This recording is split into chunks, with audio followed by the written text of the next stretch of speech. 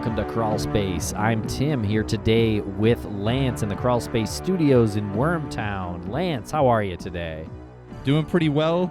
Feels good to be here, Wormtown, in our little black box. But we have a pretty heavy episode coming up here, so just want to preempt everything with that. We do, and it's a recent disappearance case out of Nashua, New Hampshire, Lance, and the man's name was Michael McClain.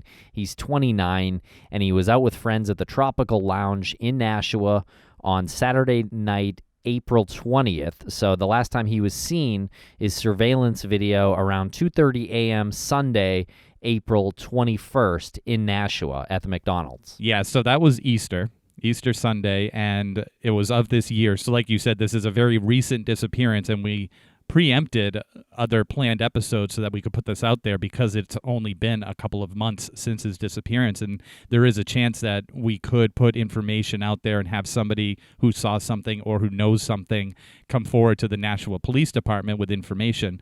And we spoke to his mother and his father on this episode, and both of them are completely perplexed as to Michael's actions of that particular evening with text messages and the route that he was known to have walked, and then he disappeared. So if you have any information, please contact the Nashua Police Investigative Division at 603-594-3500. This is case number 19-26944. And make sure you check out all of the social posts. The missing poster is out there. You can see what Michael looks like in different scenarios, different pictures of him.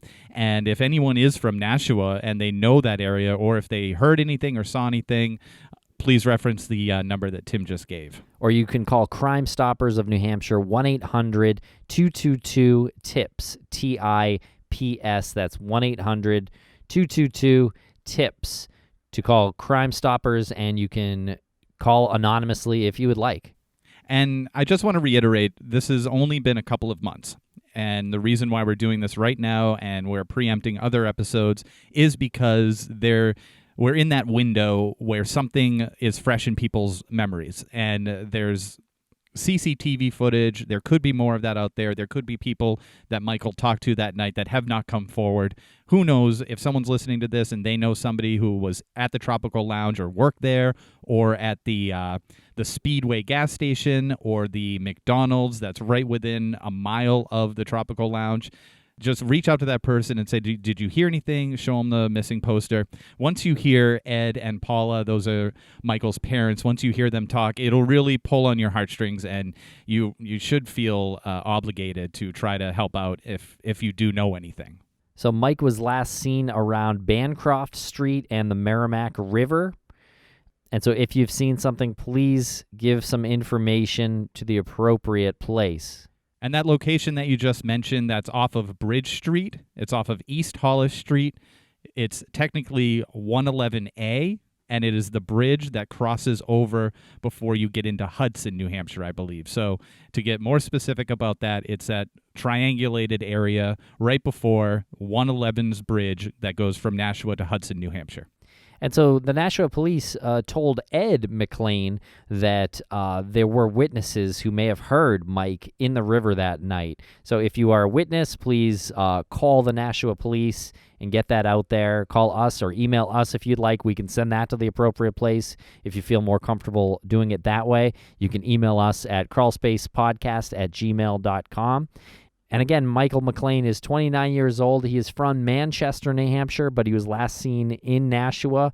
He has brown eyes. He wears green contacts. He has brown hair. He has a goatee. He's 5'10", 190, numerous tattoos on hands and arms, is an African-American man. And for something on a little bit of a lighter note, Tim, we got some pretty cool stuff going on our Patreon page, and we want to direct people there if you want to get some fun stuff, because we do deal with a lot of heavy stuff like this case, and we need to, in a sense, unwind a bit and decompress. And we have a segment where we quiz our intern, our helper, Brian. He's the quiz king. What is it? Stump the King? Stump the King is the game. Is the game. And the patrons will be selected seemingly at random for a maybe a voicemail recording of you and I if he wins. Yeah, he plays for a patron every week, and so we do these vaults every week. They're a lot of fun. So yeah, check it out at patreon.com/crawlspacepodcast. Again, it's patreon.com/crawlspacepodcast. We also have our entire archive on Stitcher Premium, so check that out at stitcherpremium.com and use code MMM. Speaking of Stitcher Premium, we just dropped our latest batch of 10 creator commentaries for Missing Maura Murray. We're working on the next 10. These things are picking up steam. People really like them. We've been getting a lot of messages about the new information that we put out there over the old information that we had in these episodes. We correct things, and there is no lack of us giving each other a lot of grief for what we said and how we acted back in the day. Okay, so check that stuff out, and thank you very much for listening. Follow us on social media at Crawlspace Podcast on Instagram. Thank you very much for listening.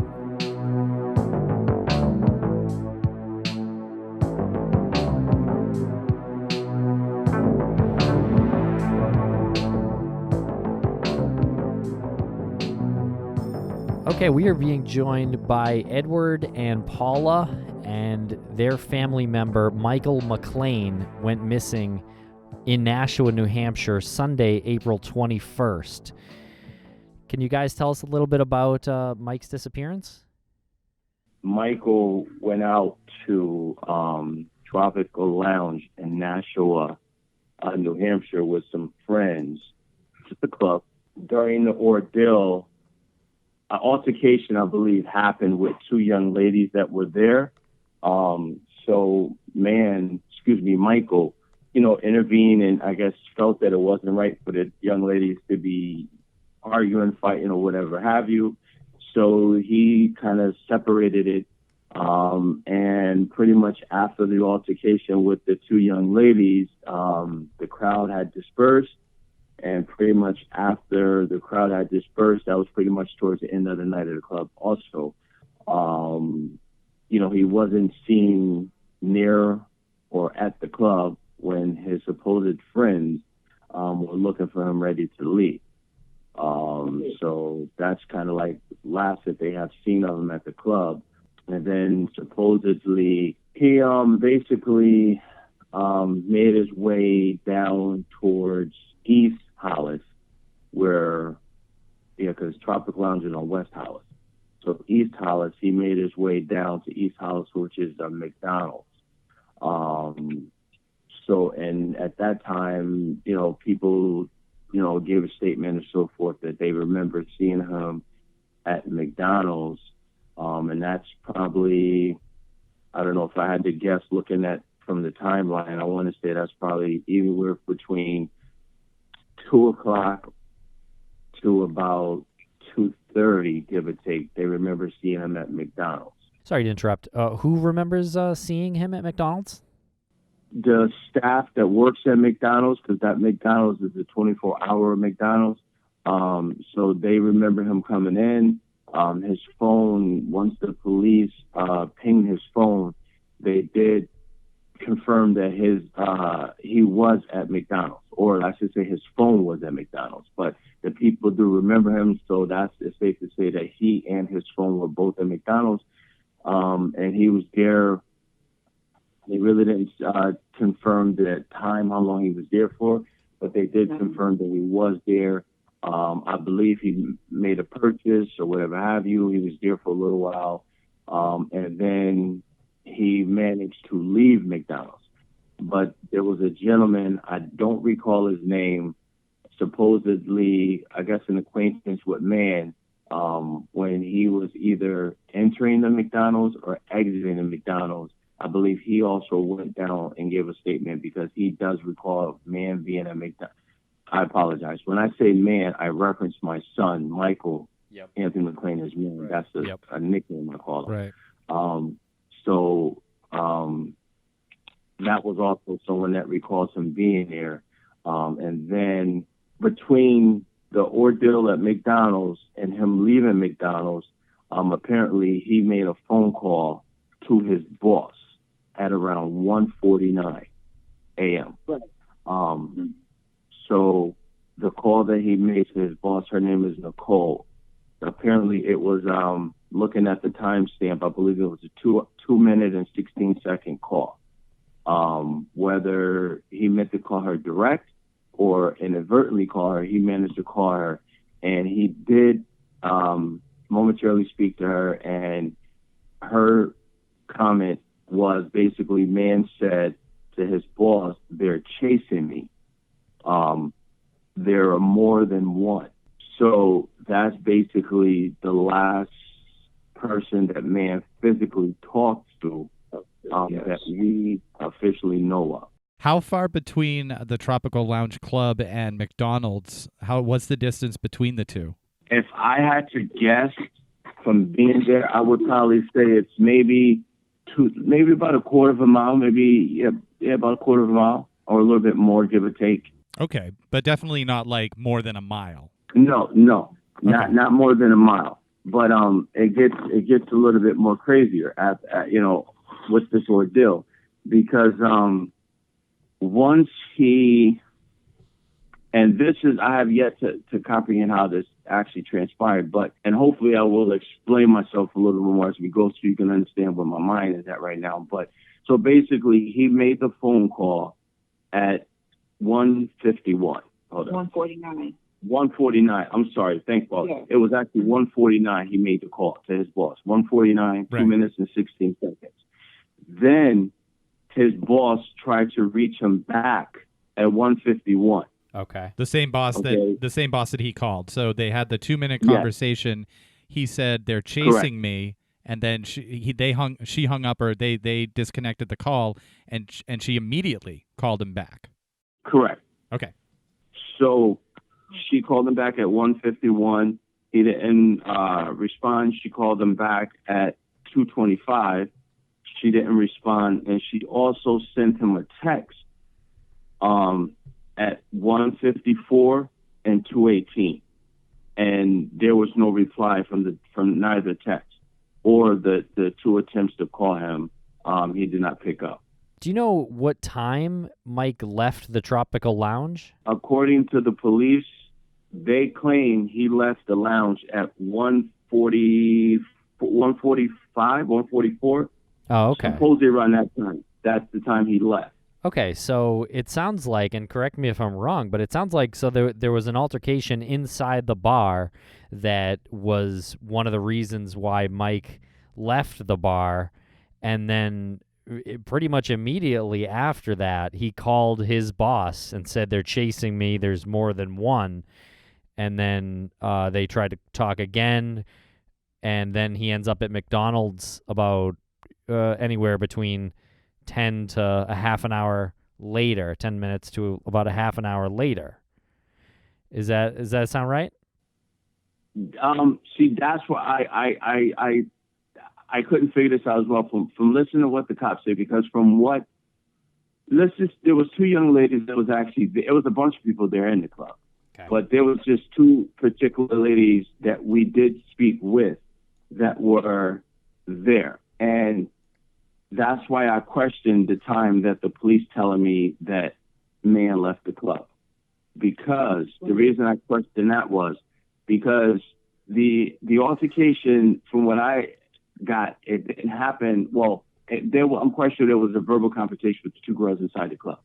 I'm quite sure, because that's probably what escalated it outside.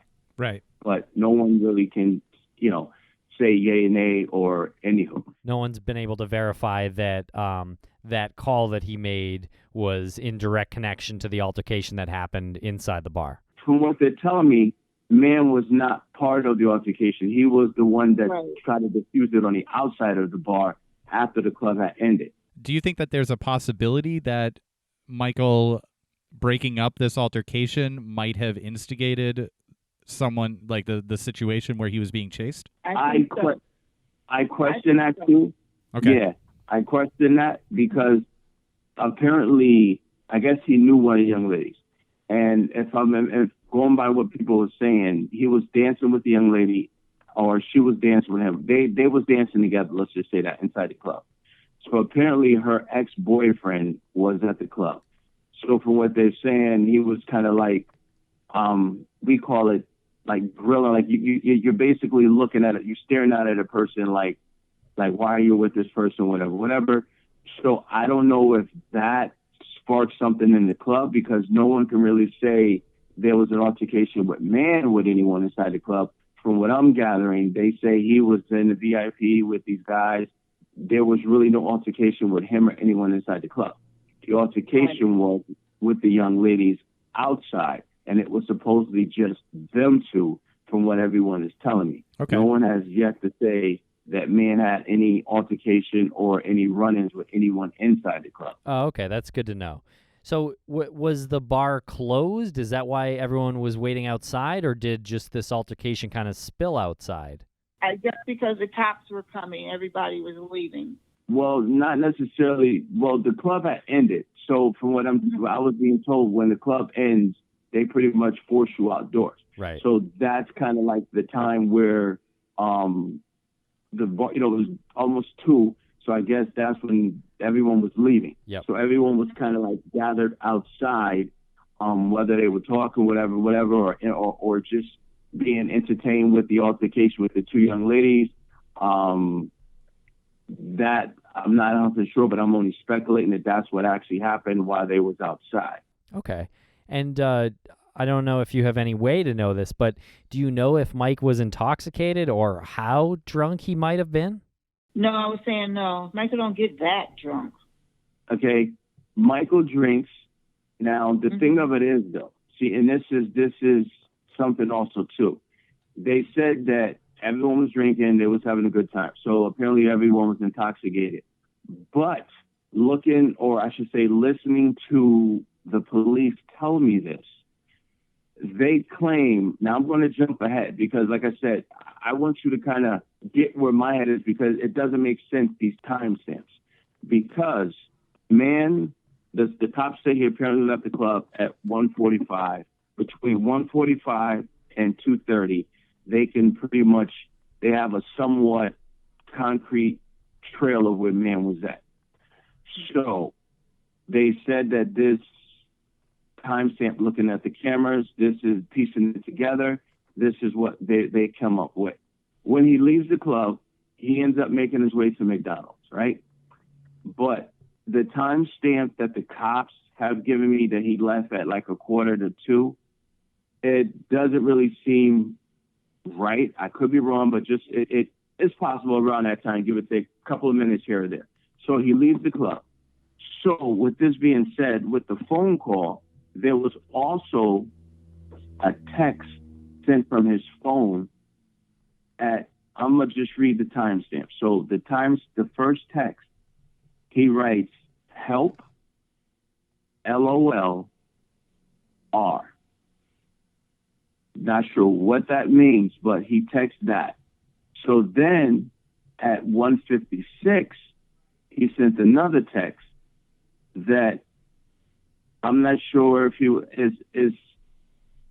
Forgive me, I know I'm not that old, but I'm lost with times with the way they text now. But basically, he typed in "whata." I'm gonna say it how I believe it, and then I spell it. He said "whata" stood aloof. So he basically texts WHATA space STOOD space ALOOF. Now that was text at 1:56. Then at 2:15 a.m. he sent another text, and it said Eldridge, bro. So Eldridge is a street maybe less than 1,000 feet away from Tropic Lounge. Okay. It's off of the main strip. If you're facing McDonald's to get ready to head to East Nashua, it's the first street on your left, and it's near, I think that was, what bank was that? Citizens Bank, I believe that was. Yeah, Citizens Bank. Eldridge is actually, I call it an alleyway, they call it a street.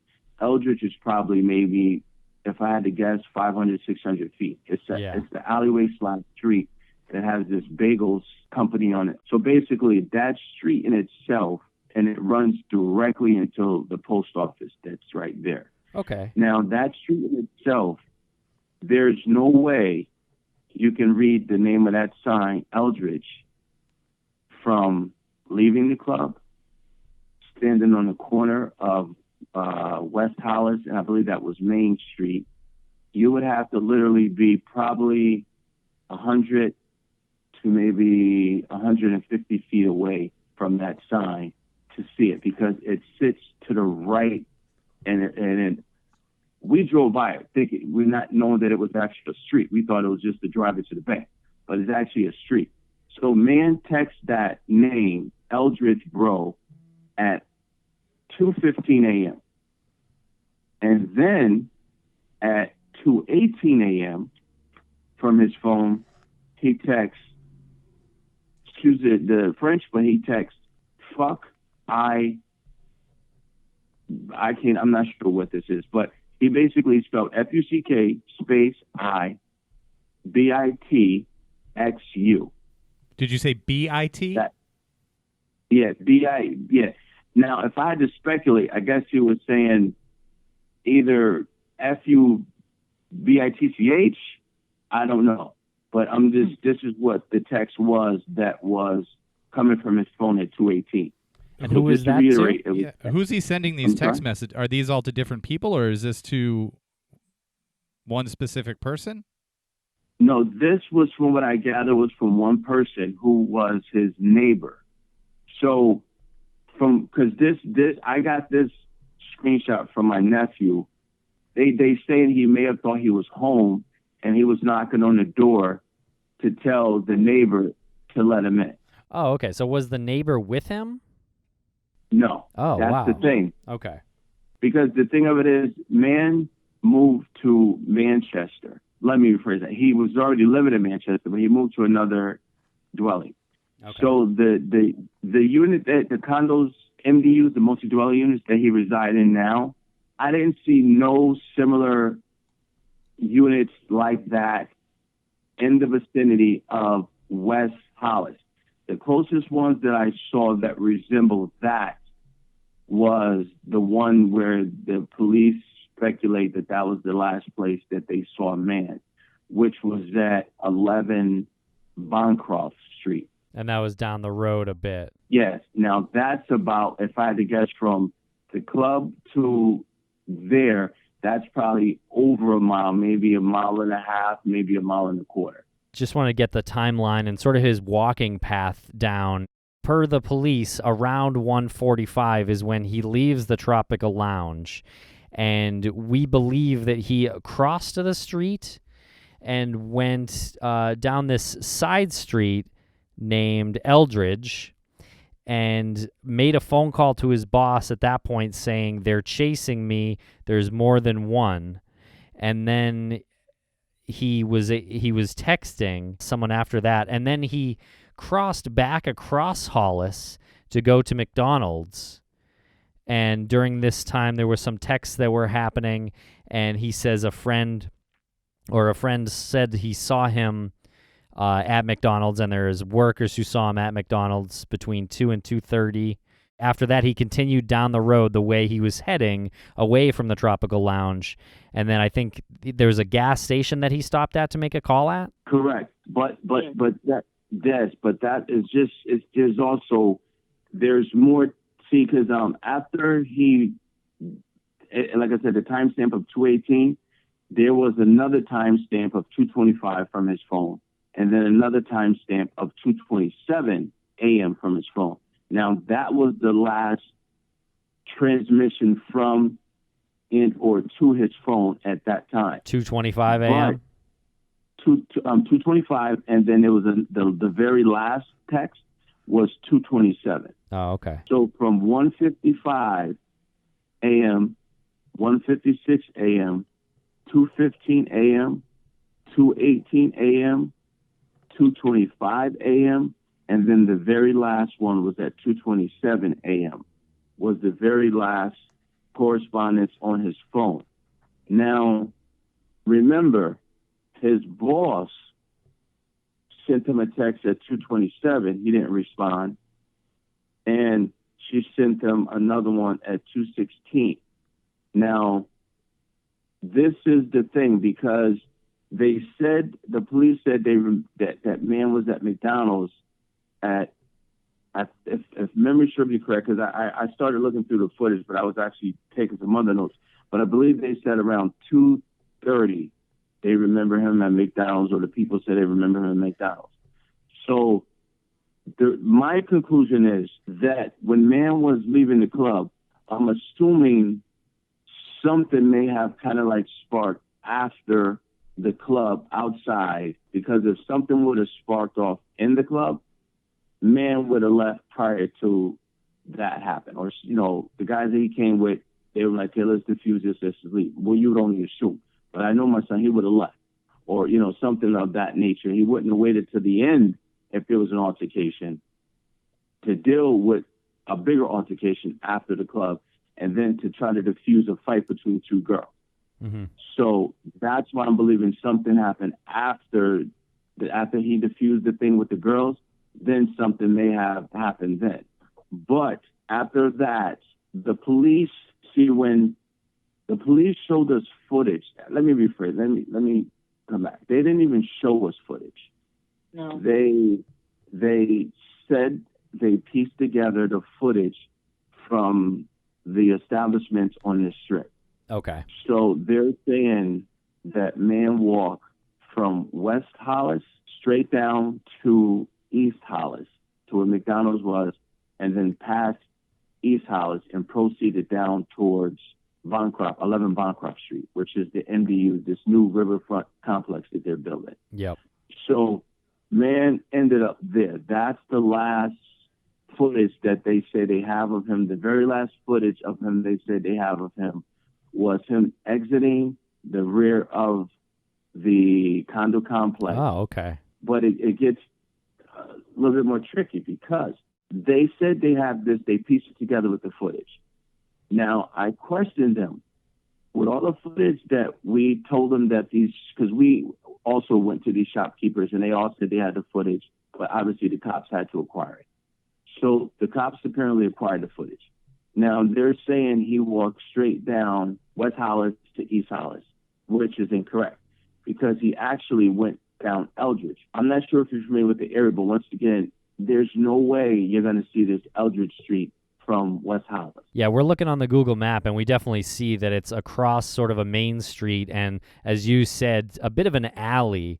So, and yes. what strikes me immediately is that was probably, if he left the lounge around 1:45, then that was probably right around the time where he called his supervisor and left the message saying, they're chasing me, there's more than one. And so, again, this was kind of an alley, a small street, not the main street. Yeah. This is not in direct line of vision from the Tropical Lounge, Correct. I imagine. No, yeah. Correct. We're on Google Earth right now, and you can see if you walk out of the Tropical Lounge and you take a right, then you take a left on Main Street, and then you cross over at some point to go to Eldridge Street, and then it's like you horseshoe. You come back on East Hollis to head towards McDonald's. Yeah, via Spring Street.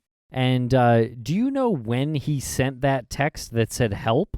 Or what time? The time was 1:55 a.m. Oh, so it's right in that same time frame. And who did he send that text to? His boss? No, the last name eludes me, but I believe it was Stephanie, and that was his. And this is the crazy thing, because I don't think he initially meant to text her. I think it's just fumbling with the phone or whatever. It because I have done it too. Said something and then it generated a conversation that I had getting ready to send it to someone. So I don't think that initially was who he meant to send it to, but I think it may have picked up his voice, because it was still somehow in recording mode to send a text, because you can send a text with speech. Yeah. Okay. So I'm thinking that it kind of picked up the conversation. I could be wrong, but I'm thinking this is probably, I don't know if this is actually him texting this or him speaking this. Gotcha. And it just happened to pick it up. He calls his boss. Do you believe that was a mistake, that he was just sort of trying to call anybody, to say something to anybody, and it just happened to be his boss? Or do you think he was trying to call somebody else? That I don't think was a mistake, because he has reached out to his boss if he's at the club or if he needs a ride. So he does have that rapport with his boss. Okay. And man always shows up for work. So if he was out and he couldn't make it to work, or if he needed a ride, his car broke down, because prior to this car, he had a Maxima, which was giving him problems. So he has reached out to his boss before to say, okay, something happened with the vehicle. You know, this is my excuse for why I'm either going to be running late or so forth. So he has reached out to her before. So that, I think, was meant. Like, he meant to call her. Yeah. Maybe that was the first number when he hit contact. I don't know. Or he had called her prior and it was still there. That I know. I strongly believe he meant to call Nicole. Okay. But they did have a brief conversation. And then this is where the rest of this came about. Because once again, and to my point, and you kind of somewhat agree, he had to have been somewhere. Something had to push him off the beaten path of Hollis to go to that side street. Yeah. And it is dark. Like I said, when we was out there, there were, less misfortunate people in that area. So I can only imagine what's out there at 2 a.m. or, so something derailed him off the main strip. Okay. So he ends up on Eldridge. So he, like you said, he horseshoed around, and apparently he came back to Hollis. Right. And then that's how he made it to McDonald's. So whether McDonald's was a safe haven for him, I'm believing so. I would say so. A 24-hour... Probably the only place open 24 hours. Yeah, pretty busy store at that time of night. There's a number of banks that I assume have ATMs. I mean, there's a number of buildings here that I'm looking at that could have some sort of CCTV footage there. My question is, do you know what time he was seen last at that condo complex? They said the last time that they seen him at the condo was at 3:30 is where the cops say their footage that they acquired from the condo showed him there around that time. Because that time, they was only able to ping his phone while he was at McDonald's. And that's where he somehow came separated from his phone, whether it died. But before he goes to Bancroft, 11 Bancroft, he stops. He's walking down Hollis. He stopped at Speedy gas station. Yeah, the Speedway. Yes. Okay. Yeah, well, I thought it said Speedy. Yeah, it could say Speedway, but he stopped at that gas station, and he entered there, and he asked to use the phone. Now, the cops never said to me if he actually made a phone call. They only said that he entered the establishment. Now, I went and spoke to one of the employees there, and let's just say, I'm going to be nice when I say this. Let's just say he's a very good friend of some sort of drug, because his mind was everywhere. Like he kept repeating himself. Like, I was just trying to get what was the manager on duty and how can I acquire some footage of what transpired. And he claims he remembered my son coming in. But he wrote my number down. I gave him my number. He wrote my number down on the paper to give back to me. So I'm saying, no, guy, I need the number of your boss so I can reach out to him for the footage and to see if the police actually acquired the footage. So that conversation kind of took forever. So once again, he does remember. He says he remembered a man coming in there. Now, the footage from the camera system, the cops did confirm that man did enter that gas station, and the gas station is after McDonald's. Right. So right. He left McDonald's. But if man was actually fearing for his life or in distress of it, something was happening, he would have stayed at McDonald's. He would have left. Only two reasons I think he would have left McDonald's: if someone called him or texted him, or he ran into someone where he felt safe enough to leave with them to leave McDonald's. Now, because it made no sense to leave McDonald's, and then, now mind you, man doesn't really know this area, and that's the kicker. So for him to leave and walk that way, something pushed him that way. Yeah. Someone or something pushed him that way. Once he leaves the gas station, he ends up at this MDU complex. Man does not know this complex, nor does he know that area. Now, it's very dark out there. Now, we were there. We walked the area from the picture, or I should say the poor still that the police showed us, the copy, a print-up copy, showed us that he entered the complex. They got him entering the complex. We can see that it's him. Face emotions don't look like he's intoxicated, just look like man. So we see him exiting the complex. Now, the photo that the cops showed us from the footage, they just took a snapshot. It showed a body of grass that's probably, if I had to guess from the footage, maybe an 8x10 or something patch of grass area. Then it gets dark because there's very limited lighting going towards that wooded area after the complex. So when we saw the picture and listened to what the detectives were saying, we assumed that soon as he exits the complex, there's a little driveway, then there's a little body of grass, that there was water right there. The black area was water. So when we go out there, that's not the case. From the exit of the complex to the body of water, if I had to guess, it's probably about maybe 400, 500 feet, but there are numerous obstacles that will prevent you from just walking directly into the water. One being, it's an overflow. I don't know what you guys call it out there in New Hampshire, but basically if the city water, whether it be groundwater, the ocean water overfills on the property, it hits this basin, and from the basin, it's like a dry well. It basically goes through the earth slowly, but it doesn't flood the property. There's basically an overflow basin that's grass and quarter-inch trap rock. So basically, that's, as soon as you walk out the complex, you walk maybe 10 feet, you're right into this little hole.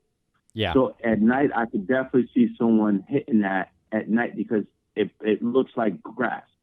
And then once you get up and walk from there, you're walking another probably, 50, 60 more feet.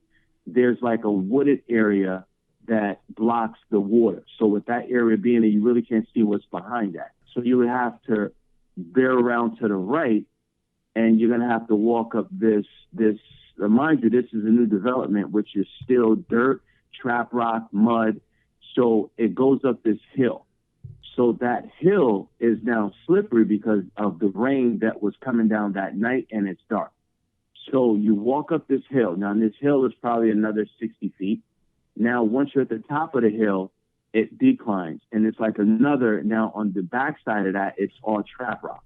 So the trap rock becomes slippery. It's more like river rock, I should say.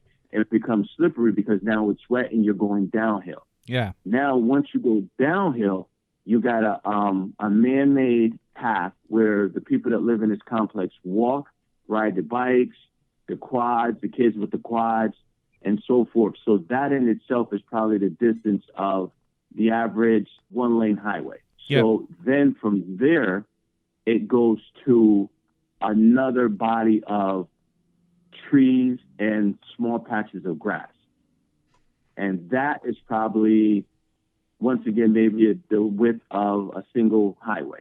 Then from there, it goes downhill to engine-sized boulders that are not put together because of the boulders are different size. So it's spacing between them. So once you get that, that's probably another 20, 25 feet of nothing but boulders before you even enter the water.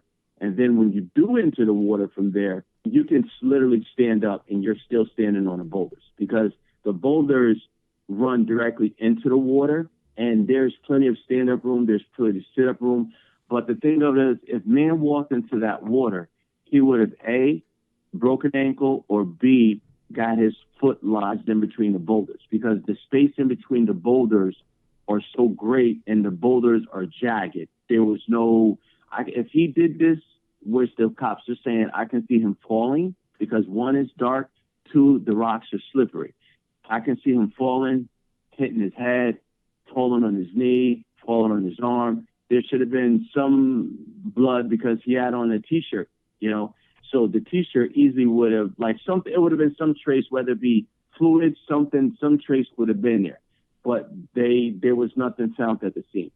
So that's why I discredit that theory that he walked into the water and drowned. Do you know what time the last text that he sent was? At 2:27. Oh, okay, at 2:27. Okay. Okay, and so there were no calls or anything after that, and so there were no pings after that as well, right? So is it? Well, that's the thing. The cops only said they confirmed that the last ping was at McDonald's. Yeah. Okay. So there you go. That was. I think we have a pretty good idea that his phone lost battery at McDonald's, and then he left and went to Speedway to try to make another call because his phone was dead. I mean, I think that seems right. Correct. But if he was at McDonald's already eating, like they said they remember him, he did eat at McDonald's. So if he was there eating, okay. But see, that's the thing. If there was an altercation and man made his way to McDonald's, now whether he ordered something, we never got proof that he ordered something, no receipt, no debit card, nothing of what he ordered. So I get it, they don't remember everything, but that timestamp where you pinged his phone should have kind of gave you a window of, and at 2-something in the morning, I don't know, that McDonald's may have been populated, I don't know. But some sort of, what did he order? So if he ordered something, did he order something for himself? Or was it multiple people he ordered something from? Because if man texts before he made it to McDonald's that they're following me, he made the phone call, McDonald's was kind of like his safety. So that's why I stress the fact that if he was at McDonald's and he felt comfortable there, someone had to either have called him, text him, or something where he felt comfortable to leave McDonald's.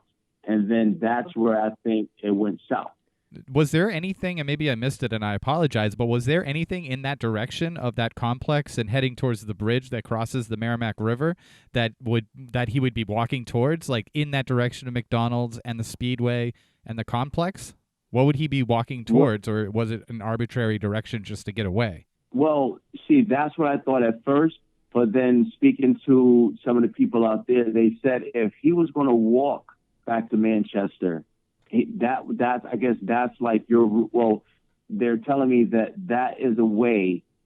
I don't see how it's possible. Well, I do, because we kind of took that way, but I don't see how you would want to walk that way. But that way would probably take you back to Manchester if you walk that. Right. That's a long way. It's a very long walk, though. Exactly. And this is why I say, because if you look at it, that's kind of a straight shot, because everything else is like side streets and is not really lit up as much as the Hollis Street was. Yeah. So whether that was his mindset to try to walk back to Manchester, but if something happened where he made a phone call, and from what the young lady was saying, that Nicole said, they're following me and it's more than one. So they're chasing me and it's more than one. So that in itself led me to believe that there was something going on. You know, my son he may not be the smartest person in the room, but he's damn sure not the dumbest person in the college. Yeah. Right. You know, of course. The cops ruled that out, though, Eddie. Yeah, no, I know, but saying that nobody was following him, but that's not true. And that's what they said. They from looking at the footage, they claimed that no one was following him or nothing like that, because he said that they're chasing me. So man's running. He's running. He's not walking. He probably has some speed or momentum behind him. Now, whether that's true or not, that's what I strongly believe. So once he was at the condo complex, like I said, there's a bridge. That bridge kind of exits Nashua. You can go back to Manchester. But the thing of it is, if they think that he entered the water it's kind of hard, because you guys can see the somewhat photo that they showed us. But the cops, from what they was giving to family, us when we was there, they try to make it seem like he walked from the condo directly into water, like it was a straight shot, but that's not the case. We're again looking at it on Google Earth here, and it's really detailed. The bridge was 111, and it looks like it separates Nashua from Hudson. So those are just like small details, but you're right. It's this has been something I've been wanting to say, and I want to do it before I forget. If you're looking at it directly above, where they claim he walked into the water is to the left of the bridge. If he had stayed on the main road and continued on the bridge, he would have been under streetlights. He would have had cars driving by him, and there's a sidewalk on the bridge. So this is presumably somewhere he was hiding out again. If something were to have happened, he probably ducked down Bancroft Street, right, and then went towards the water. That seems like that's what makes the most sense. Well, it's treacherous over there, but there are woods, and there are a lot of places to hide. And a lot of places a car can't drive. Yeah. And my thought was that if he actually went to this condo complex like they say he did, man, probably, okay, let me make them think I live here, okay? So if he went there, now, if he was actually there, and this is, it was never said to me, because if he went there, and if he was actually there making a ruckus or making a noise to draw attention, the cops probably was called, because at that time, if you're making noise and the cameras are there, if you're making noise, someone may have heard him, someone may have called the cops. I don't know, because I was questioning if was there an interaction with man and the cops at that time, if he was there. I don't know. I never got confirmation. No one knows but the cops. Because I'm thinking that, like I said, because this was brought up by a family member, which is true, it's possible, that, okay, let me make them think I live here, so maybe they back off, you know? So he goes into the complex, and he walks through the garage, I guess to go to the door or whatever, but they never showed us any footage of him trying to pull in the door. All they got us, the footage that they showed us, and mind you, the only footage, they didn't even show us footage. Why do I keep saying footage? The only screenshot from the video that they showed us were 3, I want to say, photocopies from their printer. And the first one was showing him walking into the complex, and the other one was him exiting the complex. But the one prior to that was the gas station. I believe that one was from the gas station. Do you know how much time there was between the 3:30 a.m. time that he was leaving the condo and when you said that they showed you the picture of him going into or towards the condo?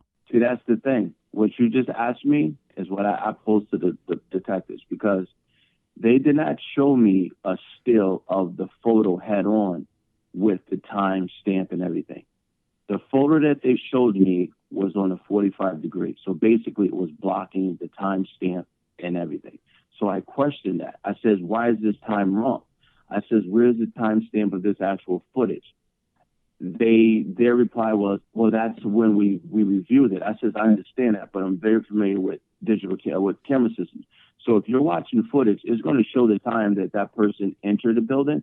It's going to show you the date and time either at the bottom right-hand corner or directly on it at the top. It's going to show you that. They took a picture of the photo of the still on an angle so you couldn't see that. Like, and I said that, what do you mean there's no, like, and I questioned that, but it was just brushed off.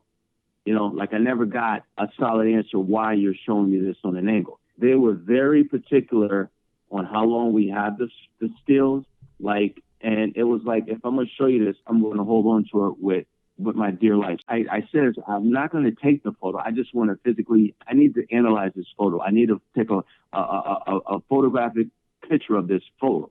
Yep. You know, with my mind. You know what I mean? Yeah. So they took the still, but I could not match up the time because the time was not there to kind of go off of. You might have kind of been stumbling into their, what they want to hold back for investigation purposes. That's kind of what it sounds like.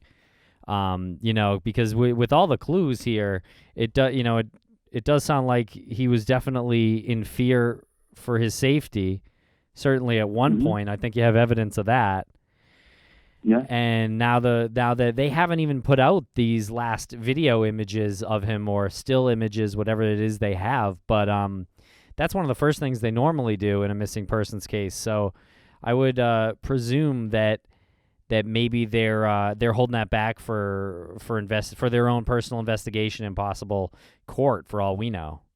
I don't know. And we gave them multiple names, like, and the thing that people have been reaching out to us, that know man, that know the group, that speculating this person may be involved, this person may be involved.